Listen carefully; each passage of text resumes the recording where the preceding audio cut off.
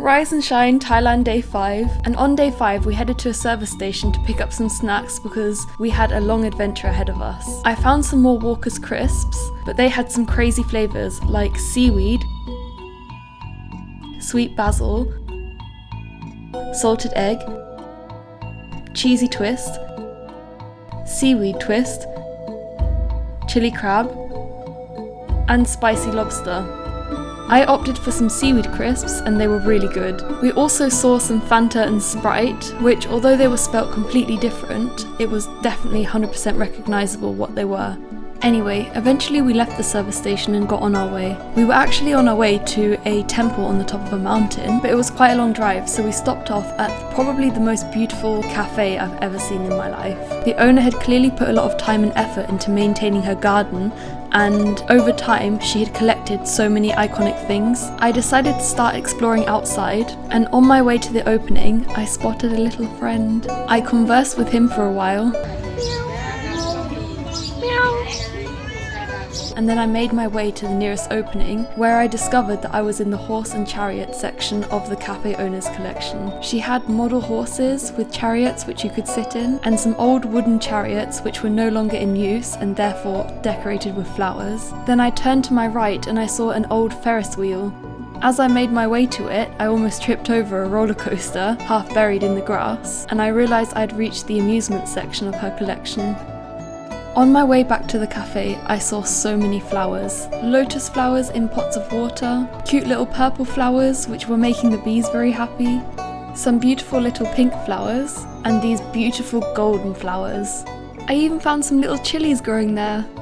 What I found particularly interesting about her collection is that she had quite a lot of signs for the same brand, but there was so much variation between them. The two brands I saw the most of was Pepsi and Coca-Cola, which I found quite funny because they're competitors with each other. On my exploration, I bumped into this Spider-Man with a nice juicy ass, and this Spider-Man. I then found this character, and although I don't know who it is, I was determined to get a photo in the same pose. I'm aware of the cringe.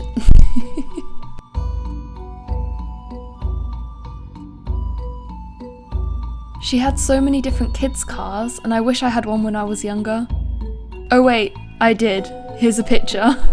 Anyway, if you thought the exterior of this place was cool, wait till you see the interior. I walked in and looked around, and there wasn't a single surface that wasn't covered by a collectible item. Football tables? Radios, and all kinds of signs. Mario, fizzy drink adverts, and grand old clocks, dartboards, cars, and arcade games. This place really had it all. After drinking a milkshake, we decided to head on our way. After driving for a while, we arrived at the Phanam Rong Historical Park, and I was already in trance before we even walked through the entrance because I found a little butterfly. This temple was at the top of a mountain, which we did drive up the majority of, but when we reached the entrance there were still many steps to get to the top. Did I say a mountain? I meant an extinct volcano, and some of the blocks which were used to create the stairs had a really interesting texture, and that's because they were made from old dried up lava. Here's some proof that we were as high as we were. And then we reached the main temple. This historical landmark, a Hindu shrine dedicated to Shiva, was built between the 10th and 13th centuries, and it was covered in beautiful carvings. We walked around for a bit, enjoying the beauty of the place, and round the back of the temple I found these statues, and it was important for me to get a photo because I had previously picked up these postcards, and it's important to me to only buy postcards from places that I've actually been to. We also found a cactus growing in a tree and spent some time wondering how it got up there in the first place. On the way back to the entrance, we found this weird looking tree that literally had 2 leaves on it and a couple of flowers and somehow was still alive. Apparently that's how the tree normally looks, but I found it so strange. I saw some flowers, which I quickly took a photo of, and then we were on our way again. On the way home, we pulled up to this group of buildings, the most eye-catching of which being this beautiful golden dome. Even though it was still in construction, I just couldn't deny its magnificence.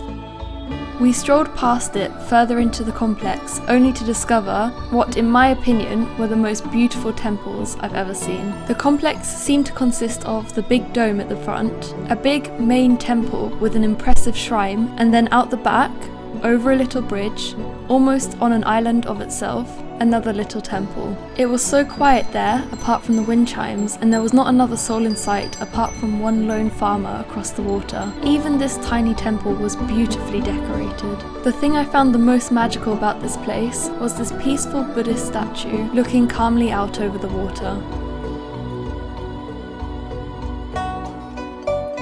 Anyway, it was finally time to go home. It was kinda strange after doing these calm and peaceful things all day to be thrown back into the hustle and bustle of a Thai food market, but it was exciting nevertheless, and we picked up some really nice food. I picked up some freshly squeezed clementine juice, which was by far more popular than orange juice, and that quickly became my drink of choice whenever I got the chance. After that, we made our way home just as the sun was setting. We ate our food, chatted for a bit, and went to bed. The next day was a very relaxed day, and we woke up slowly to a fresh kettle on the boil, chamomile tea for me and coffee for everyone else. Meatballs and rice were on the menu for breakfast, and then we went for a stroll. Down the road we went to visit a nearby neighbour, and his house and garden was so beautifully decorated it could easily be mistaken for a hotel. He had flowers everywhere, a little garden house to sit in, and even his own fresh fruit growing. I was kinda jealous. I found some more of my favourite plants, and you just know I had to touch them. On the way back, and just before we turned off back to our campsite, an ice cream van pulled up. I wanted to try something new, so I went for this taro flavoured ice cream, but I had to Google what taro was.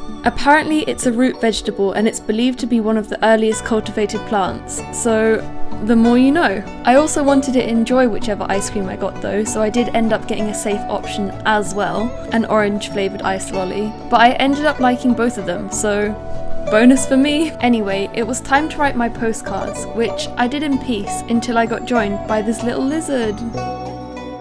We then spent the rest of the morning planting plants just outside the building site but still on my friend's plot of land. Out in the garden area, my friend also had a pit of water, which we were using as grey water to water the plants and flush the toilet and stuff like that. This pit was not supposed to have any fish in it, but hers did because during the last rainy season, the local river flooded and all of the fish swam over the land and into her pit. Every now and again we went back to the house to check on progress, which by the way was very fast. At this point the supports for some of the walls were already in, and it was starting to look more like a real structure rather than a tree house. We had snacked on things around the campsite throughout the day, but when it was time to have dinner, we jumped in the car and went somewhere really special. Endless beautiful cabins on the lake with music blaring out. I was so excited.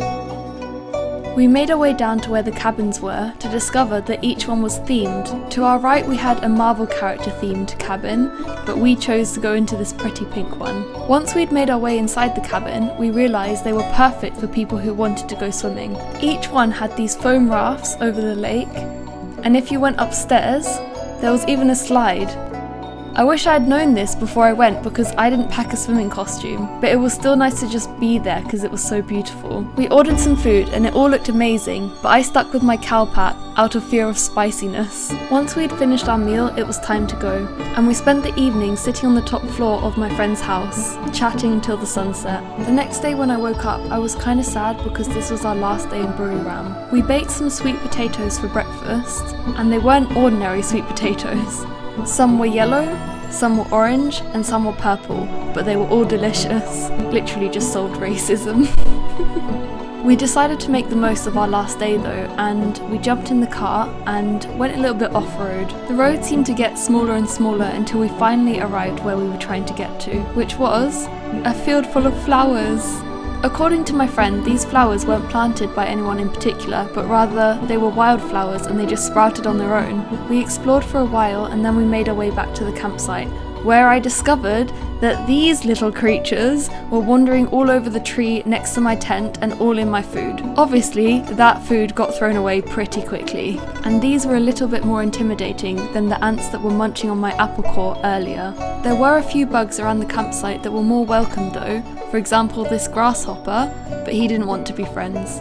Before we got in the car and made our way back to Bangkok, we did have a go at opening some coconuts. I've said before that the coconuts that I'm used to are kind of brown, hairy and very hard, but the coconuts in Thailand that I was drinking from were always very fresh, moist and green looking. It turns out that those are the same kinds of coconuts, it's just that the brown hairy ones are very old and the green ones are very young. The ones that we were trying to open here were very old and had been laying around for quite a while. By then the time had come to pack our things and head back to Bangkok, so we said goodbye to the house and started on our journey. Our journey home was far from uneventful because about halfway back we stopped at this flower shop, and I love these flower tree things because I thought they kind of looked like mushrooms and they looked very enchanting, whatever they were.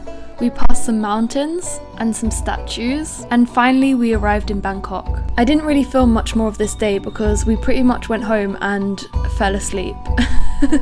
The next day was my last day in Thailand, but my flight back wasn't until 1 in the morning the next day, so we could definitely make use of this day. We ended up at a homeware store where my friend could pick up a few knickknacks for her new house. There was a little store where you could make customized signs, and I made my Thai name, which is Jamjari. I chose Jamjari because I wanted something similar to my name, so I wanted it to begin with the J sound, and I love flowers. So with Jamjari being a tree covered in beautiful pink flowers, the name was perfect for me.